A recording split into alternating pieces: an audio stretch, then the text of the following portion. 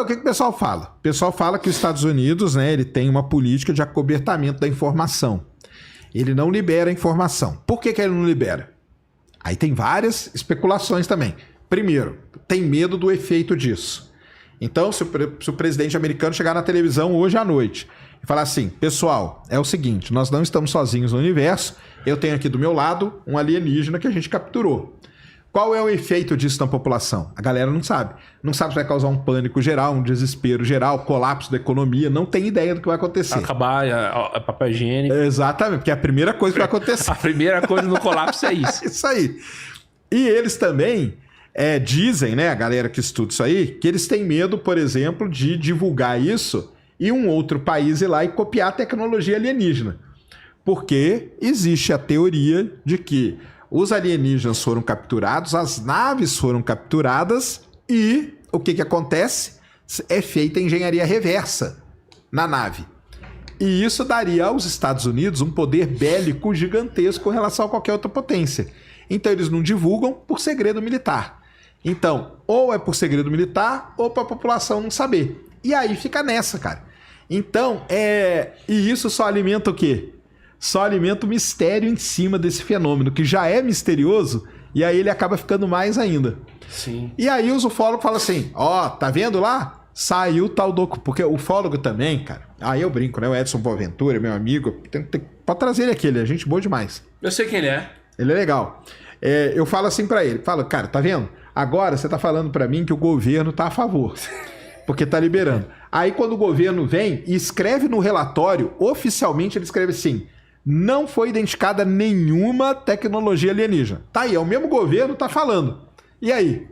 Ah, não, mas aí agora não. Eu falo, pô, mas aí quer dizer, o governo só tá certo quando ele concorda com você, né, cara? Porque aí quando não tá também... Então, mas o que acontece nisso tudo, cara? É isso que eu tô falando. Essas incongruências, essa coisa do cara falar um negócio depois desfalar e tal, só acaba aumentando mesmo o mistério em cima, entendeu? E aí, será que o governo tá mentindo? Não tá? Aí você pega assim, pô, mas o governo já mentiu em tanta coisa, seria tranquilo eles mentirem nisso? Seria, entendeu? Por que eles liberariam? É interesse deles? Não é? Então fica nessa. E aí vem uma enxurrada para alimentar mais ainda isso, vem do outro lado aqui em paralelo, só que uma hora tudo isso se encontra, a cultura pop. Até a cultura pop tá nessa? A cultura pop, lógico. Uma coisa que eu te perguntei sobre a questão do Monark é porque assim, o Monark ele saiu daqui e foi para os Estados Unidos, chegou lá e ele começou a falar desses negócios, né? Esses assuntos devem ser, tipo, populares lá nos Estados Unidos. Cara. Muito popular. Bem mais do que aqui. Óbvio que o pessoal tá falando de um negócio que tá acontecendo debaixo do nariz deles. Lá... É por causa disso, é porque o governo americano vem desde 2017 e tal, liberando várias informações. Então ele libera pacotes de informações, entendeu? Projetos antigos que eles fizeram e tudo. E uma coisa também, nos Estados Unidos tem um negócio chamado FOIA, né? Que é a Free of Information, a lei da livre informação. Você pode pedir para o governo americano qualquer documento e ele te entrega esse documento. Então o que o pessoal começou a pedir? Eu quero todas as filmagens de câmeras que estavam em porta-aviões americanos. E aí começaram a aparecer umas coisas esquisitas. Eu quero todas as filmagens dos radares dos caças do período tal a tal. Começou a aparecer coisa esquisita. Então, pelo fato de lá ter esse lance que aqui não tem, entendeu? O pessoal acaba pedindo isso. E tem um cara que ele começou a fazer um documentário sobre esse tipo de avistamento. E aí o que ele fez? Ele pediu um monte de informação. Entendi. Um monte de informação. E aí, com base nisso, mas é isso. Só que a cultura pop, cara, não pode deixar ela de fora, tá, pessoal? Não Como pode que é deixar a cultura pop? Cara, a cultura pop são filmes, cara. Então, você pegar desde a década de 80, E.T., do Spielberg. Se você pegar o Contatos Imediatos, de Terceiro Grau.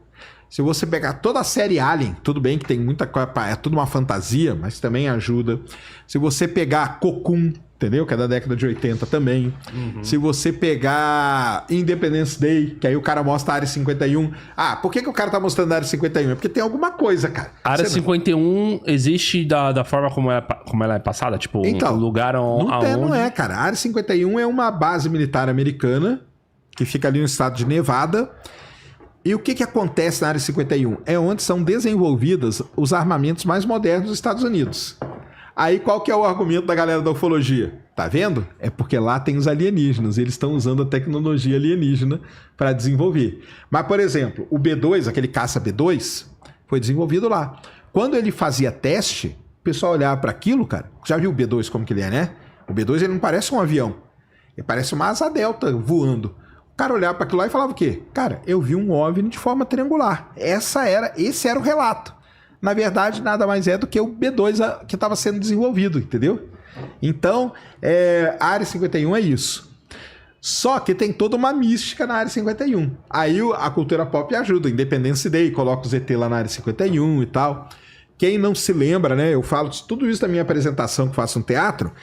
Quem não se lembra, escreva aí no chat quem era nascido em 95, 96... quando no Fantástico apareceu a famosa autópsia do Alien, cara. Você não lembra disso, Não né? lembro, não. Eu vi isso ao vivo. Tava lá. Eu vi isso ao vivo.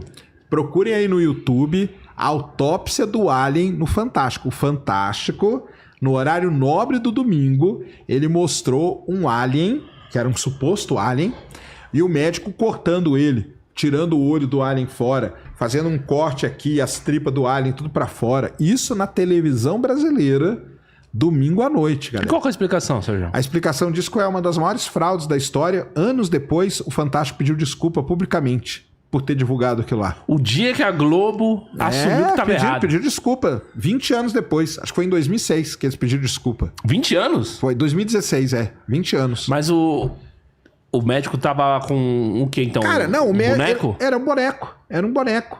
Porque aí o que acontece? A ufologia, ela passa por isso. Aí, por exemplo, cara, pô, tá hypado, não tá? Que a gente tá falando? É. Quer saber, cara? Vamos fazer um boneco aqui, entendeu? A gente filma, a filmagem é meio preta e branca, meio ruim, entendeu? E aí a gente coloca aqui um médico aqui cortando. Foi isso que fizeram na década de 90. O negócio de alienígena tava bombando também. E aí isso é uma das maiores fraudes da história, que foi passada ao vivo, não é, né? Porque o Fantástico é gravado, mas enfim. Foi passado na televisão brasileira, domingo, 10 horas da noite, pra te preparar pra segunda-feira. Mas os caras estavam com o alien, então eles estavam cortando o alien, dizendo, ó, aqui o órgão, o olho, as tripas. Então, mas é porque era tipo cheio de corte, né? A filmagem, né? Depois pode pegar aí. Tem no YouTube ela. É famosíssima. Quem apresentava o Fantástico era Fátima Bernardes, cara. Fátima Bernardes. Ela era que apresentava. Então começa com o alien deitado assim, e aí corta pro médico. Depois corta pro alien e já tá com um corte. O médico na barriga. era médico mesmo. Cara, não dá não era nada. Era um cara vestido com uma roupa de médico, entendeu? Mentira, até no médico. Mentiram em tudo. Não, montaram uma cena, fizeram como uma cena de um filme, entendeu? Só que eles venderam aquilo como realidade. E o Fantástico pegou aquilo e jogou na televisão falando que era real. Vocês vão ver agora a autópsia de um alienígena.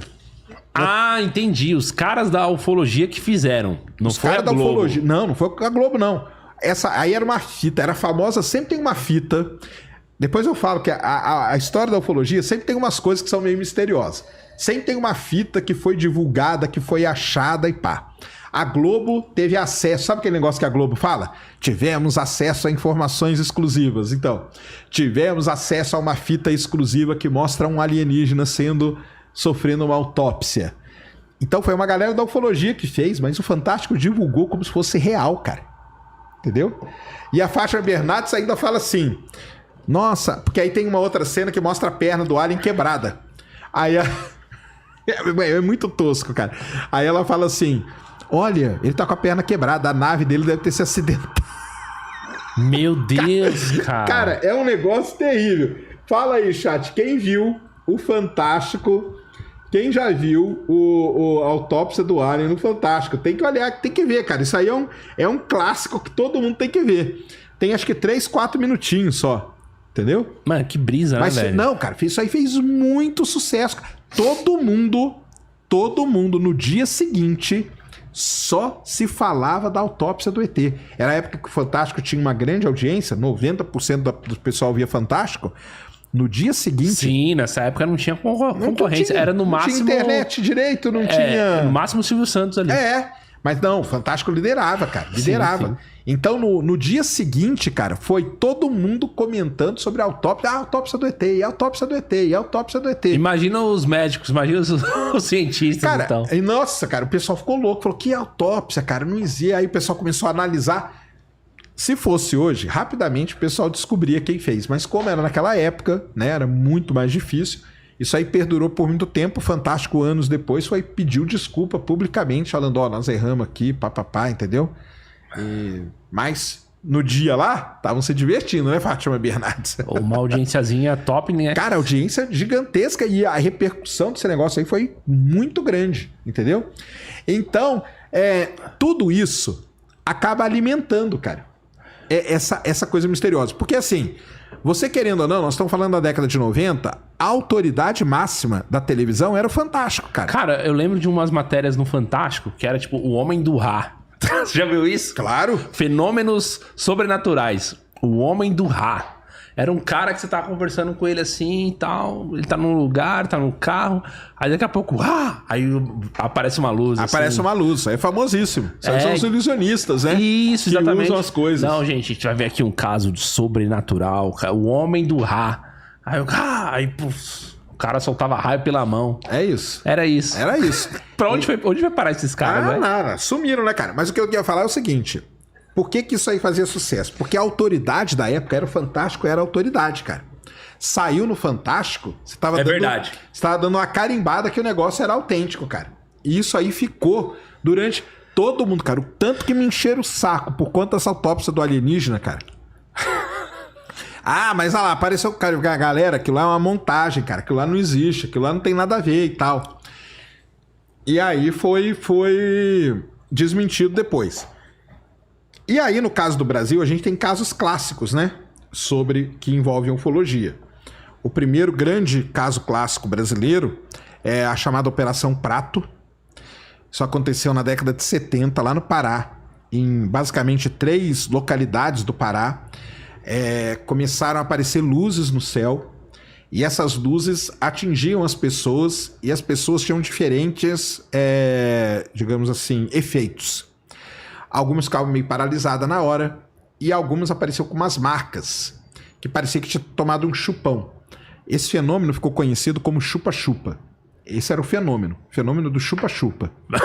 Era esse mesmo, esse era o nome. Mas assim, como é que é esse fenômeno aí? Cara, apareciam luzes que o pessoal não tinha explicação. E aí apareciam marcas nas pessoas. Que parecia que ele tinha tomado um chupão, assim, sabe? Sim, mas através da luz? Através da luz. É isso que era o relato. O relato das pessoas eram esse. Meu Deus, cara. Até que chegou um dia que essas cidades eram muito pequenas. Eram pequenas localidades ribeirinhas ali. Um dos prefeitos, ele não conseguia mais responder as pessoas. E ele chamou a Força Aérea Brasileira. E a Força Aérea Brasileira foi lá. E ela montou uma operação, ficou muito famosa no Brasil, chamada Operação Prato. Que eles ficaram lá fazendo vigília durante alguns anos, se não me engano. E fizeram imagens, então tem as fotos, aí saiu um relatório gigantesco da Operação Prato, tem foto, tem um monte de coisa. Qual é a explicação? Não se sabe, não chega a ser conclusão nenhuma. Porque você não pode falar que aquilo lá é uma nave alienígena, entendeu? Era algum fenômeno que estava ocorrendo. Tem outras explicações? Tem. Por exemplo, ali naquela região, os japoneses estavam ali já fazia muito tempo, entendeu? Porque teve um programa no Brasil de você povoar a região norte do Brasil com determinados tipos de imigrantes que chegaram aqui. E os japoneses foram para lá. E os japoneses, eles já tinham as fazendas e tal, e eles não queriam que ninguém chegasse perto da fazenda. Então existe uma explicação, uma hipótese para explicar a Operação Prato, ou o fenômeno, né, que estava acontecendo, que eram já, tipo, eu vou falar aqui, o pessoal vai rir. Preparem para rir da minha cara. Era um tipo de drone, entendeu? Que os japoneses já usavam naquela época para proteger a plantação. Então, qual que é a história? É que os japoneses eles jogavam aquelas luzes nas pessoas para assustar as pessoas. E aí elas ficavam longe da fazenda deles. Cara, essa que é a explicação.